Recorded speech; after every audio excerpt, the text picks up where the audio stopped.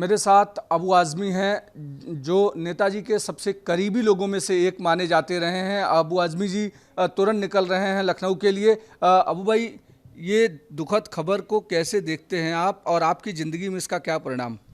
देखिए, ये सुनकर हम लोगों की आंखों में आंसू हैं। मैं नहीं बल्कि मेरा पूरा परिवार आज दुखी है। इसलिए दुखी है कि यही जगह है वो जहाँ नेताजी 1994 में आए थे, जब मुख्यमंत्री थे, जब मेरे ऊपर एक आरोप था बम ब्लास्ट का और मैं ज़मानत पर छूट कर आया था सुप्रीम कोर्ट से। यहाँ के पॉलिटिकल लोग मेरे साय से दूर भागते थे। उस वक्त एक नेता थे, मैं नाम नहीं लेना चाहता हूँ, कांग्रेस के, उनको मुख्यमंत्री ने कहा कि तुमको मैं इसलिए मंत्री नहीं बनाऊंगा कि तुम अबू आसिम के रिश्तेदार हो। मेरे साय से लोग भागते थे। ऐसे वक्त में एक मुसलमान उपेक्षित समाज के वर्कर के ऊपर नेताजी ने यहीं आकर मेरे सर पे हाथ रखा। लोगों ने मना किया कि मत जाओ उनके पास, वो आरोपी है बहुत बड़े केस का।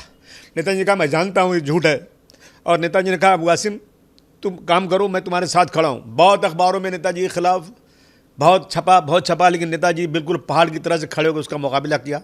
मैं निर्दोष था, मेरा कोई दूर तो लेना नहीं था। यही नेताजी ने मुझे पार्टी में लाने की बात किया। मैंने कहा मैं कभी इलेक्शन नहीं लड़ूंगा, मैं आपकी पार्टी बढ़ाऊंगा, क्योंकि आप यूपी में जो काम कर रहे हैं शायद पूरे देश में कोई नहीं कर रहा है। और मैं कभी इलेक्शन लड़ता नहीं था। मैंने जिनको लड़ाया वो उन्होंने गद्दारी किया, दूसरी पार्टी में सत्ता के लालच में भाग गए। नेताजी मुझे डांटा और प्यार से कहा तुम राज्यसभा में जाओ। मैंने कहा नहीं नेताजी, मैं नहीं जाना चाहता हूँ, लेकिन डांट के उन्होंने भेजा। यहाँ पर एक बार MLC का चांस आया, उन्होंने कहा तुम बनो। मैंने कहा नहीं, मैं हुसैन दलवाई को बना देता हूँ। कहा नहीं मत बनाओ, तुम बनो। मैं नहीं बना, मैं उनके वसूलों को लेकर चलता रहा। मुझे नेताजी की मोहब्बत मेरे दिल में है। जब मैं लखनऊ कभी जाऊँ तो नेताजी अपने पास बुलाकर खाना खिलाते थे, मिठाई खिलाते थे, चाय पिलाते थे, और ज़ईफ़ होने के बाद भी जब खुद उठ नहीं सकते थे, लोगों को सहारे से उठ के कंधे पर हाथ रखकर मुझे गाड़ी तक छोड़ते थे। आप लगातार कह रहे हैं कि जब आपके ऊपर ब्लास्ट का आरोप लगा, आप भावुक भी हो गए हैं, रो भी रहे हैं कि उस समय में आपके साये से लोग भागते थे, आपको लोग दूर दूर तक पहचानने से इनकार करते थे जिस समय नेताजी हाथ पकड़ा। जी हाँ, बिल्कुल। और जिन अफसरों ने मुझे पकड़ा था बेगुनाह, मुझे नेताजी ने इस काबिल बनाया कि मैं उनके सामने खड़े होकर मुझे सलूट करें, ये ताकत मुझे नेताजी ने दिया। जुल्म के खिलाफ लड़ाई लड़ने की ताकत मुझे नेताजी ने दिया। नेताजी समाज के सबसे आखिरी आदमी को, मैं एक बार बैठा था लखनऊ के ऑफिस में, भीड़ लगी हुई थी, नेताजी भाषण कर रहे थे, मुझे बुलाया उन्होंने, और सबसे कमज़ोर औरत जिसके पैर में चप्पल नहीं थी, गंदी साड़ी पहने हुई औरत थी, उसको बुलाया, बोलो तुम्हारा क्या काम है। आज मैं इस देश में, पूरे देश में ऐसा नेता कोई देखता नहीं हूँ।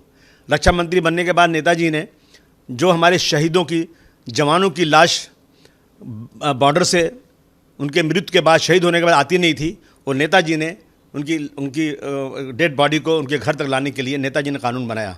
मैं समझता हूँ कि आज के ज़माने में ऐसा नेता नहीं है। सुभाष चंद्र बोस जी के बाद अगर इस देश में कोई नेताजी कहा जाता था तो मुलायम सिंह यादव कहे जाते थे। आपकी ज़िंदगी में क्या आमूल चूल परिवर्तन हुआ नेताजी के आने के बाद, और उसके पहले की ज़िंदगी और बाद की? मेरी ज़िंदगी पहले सिर्फ कारोबारी थी। मैं अपने बाल बच्चों के लिए लड़ता था, बाल बच्चों के लिए कमाता था, लेकिन नेताजी से मिलने के बाद मुझे नहीं मालूम मेरे बच्चे कब जवान हो गए। मैं नेताजी के वसूलों को लेकर मुंबई से लेकर यूपी तक सड़कों पर समाजवादी के झंडा लेकर फहरा रहा हूँ। और मैं आपको यकीन दिलाता हूँ कि मुझे कभी सत्ता मिले या ना मिले, मैं कभी सत्ता में भागीदार बनूँ या ना बनूँ, लेकिन मैं नेताजी के वसूलों को, उनके एहसानों को भूलूंगा कभी नहीं। मैं उन्हीं के झंडा लेकर चलता रहूँगा आखिर दम तक, ये मेरा संकल्प है। आप उनके जाने के बाद आपके ज़िंदगी में, चाहे राजनीतिक ज़िंदगी हो या पारिवारिक ज़िंदगी हो, एक जो है एक वडील, एक जो पिता के समान का जो हाथ साया था, क्या आप मानते हैं कि वो कहीं ना कहीं छूट गया? बिल्कुल छूट गया। अभी नेताजी आए थे इस अस्पताल में, ये मुकेश अंबानी जी के अस्पताल में आए थे।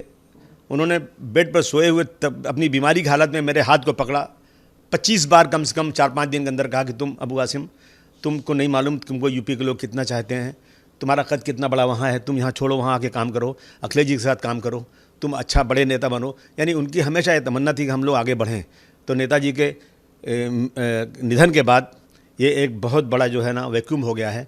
मैं समझता हूँ ये वैक्यूम कोई पूरा नहीं कर सकता। बिल्कुल, जिस तरीके से अबू आज़मी कह रहे हैं कि नेताजी के जाने के बाद एक वैक्यूम खड़ा हो गया है, एक जो गैप हो गया है वो फ़िलहाल फिल नहीं हो पाएगा। लगातार बातचीत करते हुए इनकी आंखों से आंसू छलक रहे थे कि जिस अबू आजमी को लोग सुनने से, समझने से, पहचानने से इनकार करते थे, ऐसे समय में मुलायम सिंह यादव ने इनका हाथ पकड़ा और आज महाराष्ट्र की सियासत में अबू आजमी एक बड़े और कद्दावर नेता के तौर पर मौजूद हैं। वीडियो जर्नलिस्ट कामेश के साथ अभिषेक पांडे, न्यूज़ नेशन, मुंबई।